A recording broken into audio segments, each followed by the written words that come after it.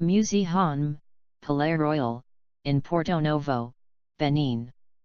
The visit is made by a guide who makes you discover how lived the royal family and explains the function of the different objects on display, assin, musical instruments, ritual pottery.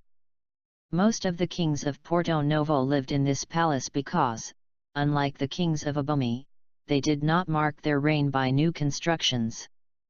Abandoned in 1976 following feuds of succession, it has been the subject of extensive restoration work and has been open to the public since 1988, with the exception of a section reserved for the descendants of chiefs.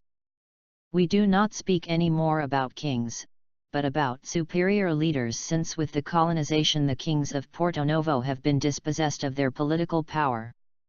The royal residence is located on a site of 2.5 hectares.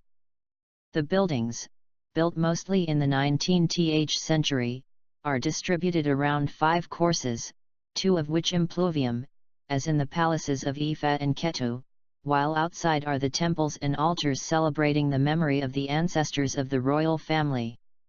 The visit is worth a detour even if the former royal palace is less interesting than that of Abomey.